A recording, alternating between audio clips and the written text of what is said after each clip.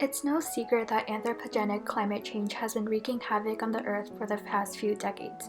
Overall, the global annual temperature has increased at an average rate of 0.17 degrees Celsius per decade since 1970, and CO2 levels have shot up to over 400 parts per million, the highest it has ever been historically.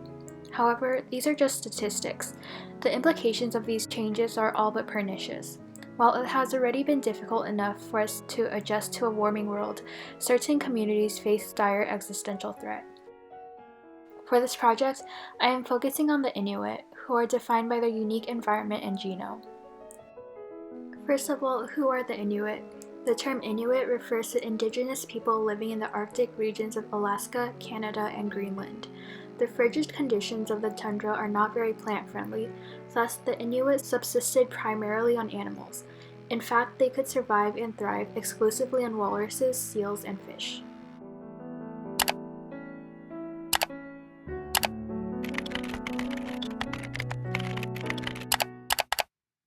Well, now this raises the whole question of food, then.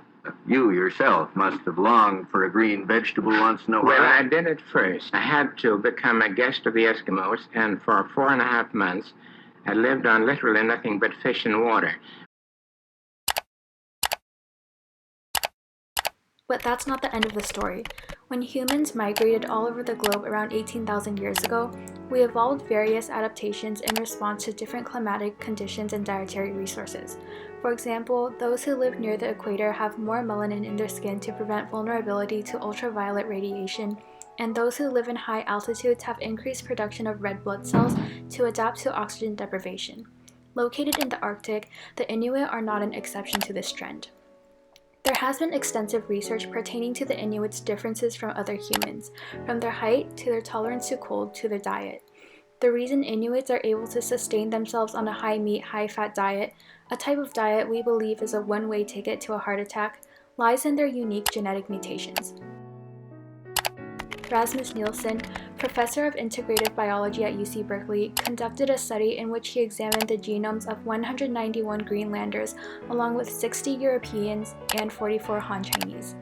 He found a cluster of mutations distinct to the Inuit, which coded for enzymes that desaturate carbon-carbon bonds in saturated fatty acids. In essence, they produce less unsaturated fatty acids to account for those they take in through their diet. The fatty acid metabolism in Inuits is a complex concept that is still not fully understood, but there is no doubt that it allows the Inuits to consume their traditional diet without the deleterious effects that are typically associated with it. Additionally, the converse is true. When Inuits are faced with high carbohydrate diets, incidences of atherosclerotic disease and dental caries increase. In 1957 and 1965, Inuits were interviewed in detail about the types and amounts of food they consumed. The authors of this study, Bang and Christofferson, noticed a dramatic increase in carbohydrate intake of nearly 50% and a decrease in the intake of protein by about 50% in this 8-year period, and in parallel, a 90% increase in dental caries as well as an increase in calcium deposits in the arteries. They attributed this shift in diet to changing lifestyles.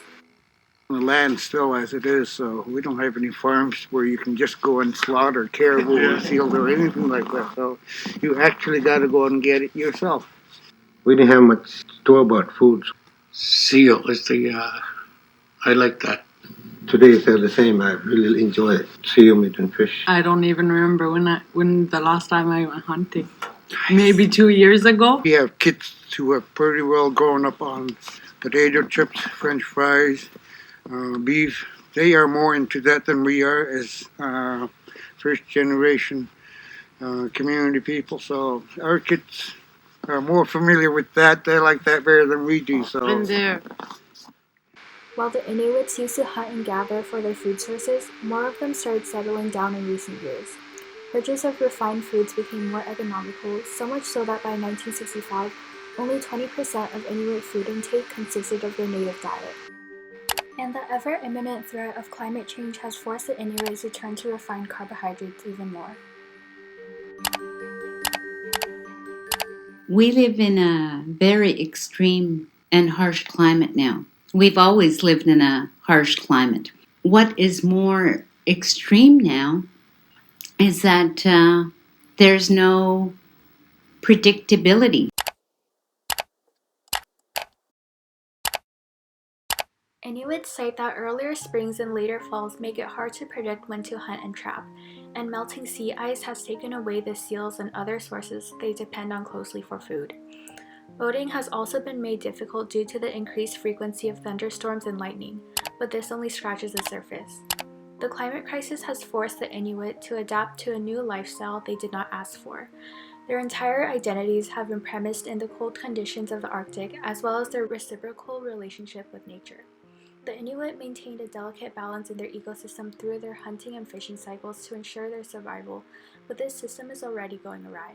The Arctic is melting at an unprecedented rate, and with it, thousands of years of evolution and acquired patterns of life that have molded them into who they are today. In truth, there is not a lot we can do to stop climate change, but it is important to recognize its immediacy and that there must be measures taken to protect these groups and secure a sustainable future in the face of human-caused climate change.